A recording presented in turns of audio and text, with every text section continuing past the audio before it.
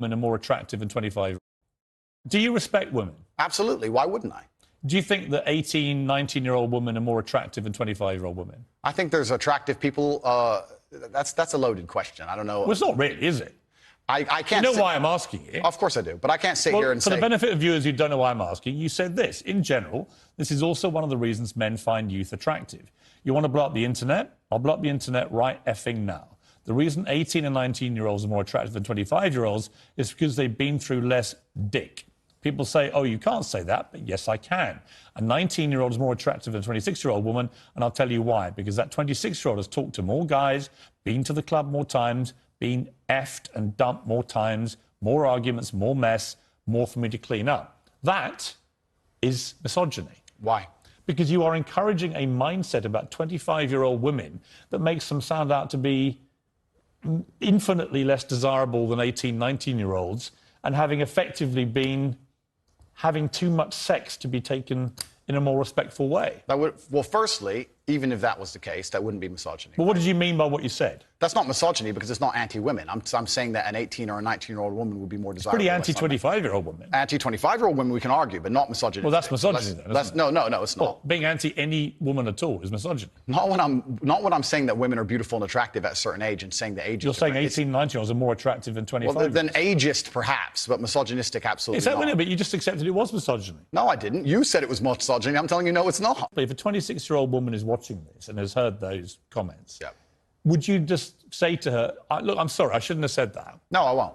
I will say that I am sorry that offends you. However, there's a large contingent of the world. That doesn't mean you're sorry. No, I'm not sorry. That's the point I'm making. I'm sorry if that offends you. However, there's a large contingent of the world that believe that, and I was mediating for a conversation. Parts of the world that believe that about 26-year-old women are parts of the world where women are not allowed out on their own. That's a conversation. They have to wear full burqas. Well, that's a conversation. They're not allowed to drive cars. That's nothing to do with me. But is that the kind of world for women that you? I was mediating a conversation. No, I'm asking you what you think. I don't live in a country where that happens. You're using that as the excuse for why you're not sorry for saying it. It's not an excuse. Is that there are parts of the world where this is fine? My friend. So my question to you is, well, do you think it's fine? I don't think it's fine. I live in a world where... You don't think it's fine? The reason This isn't that hard, Andrew. You can simply say, Piers, you know what? With the benefit of hindsight, I wish I hadn't said it like that. And if a 26-year-old woman's watching, I'm sorry I said that, because that actually is blatantly misogynist. And even though that's a view held by other parts of the world, it's not a view I share. Now, I would respect you more if you said that than if you try and say, well, it's said in other parts of the world, so I'm not sorry. I think that doesn't tell me what you think. Then you need to understand why my content existed in the first place. My content existed because I tried my very hardest to be an absolute and utter realist, especially with uncomfortable truths. I was pointing out that very uncomfortable... Is that a truth, then? It's an uncomfortable truth in many parts of the world. It's not a truth that I'm happy about. An inquest this week found that a 14-year-old girl, Molly Russell, died from an act of self-harm while suffering from depression and the negative effects of online content. The coroner said she was exposed to material that may have influenced her in a negative way, and in addition, what started as depression had become a much more serious depressive illness, and she very sadly took her life. That's absolutely disgusting. Right. Her father... It's terrible. Her father's campaign for better protections against potentially dangerous social media algorithms, right? It says that the particularly graphic content she saw romanticized acts of self-harm, normalized her condition, and focused on a limited and irrational view without any counterbalance of normality. First of all, what is your response to that?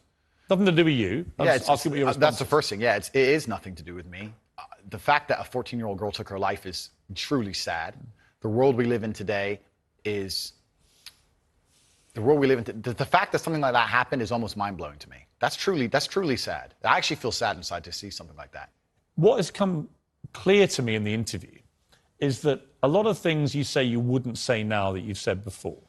But I'd say them differently, perhaps. Yeah, right. So to me, that's an acceptance, not just that you want to get back on platforms, because maybe that was one of the reasons you were no platform, but that you've recognised and understood the potential harm to the wrong kind of impressionable mind by some of the things you've said. Would that be fair?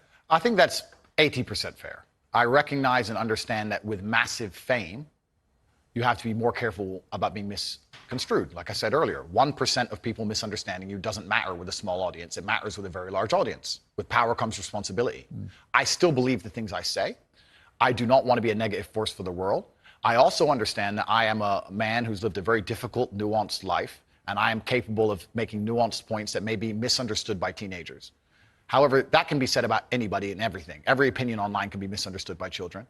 Trying to protect children from the internet is a very interesting subject in and of itself, because I would argue that 80% of the content on the internet can be negative or detrimental to a young mind that doesn't understand the world.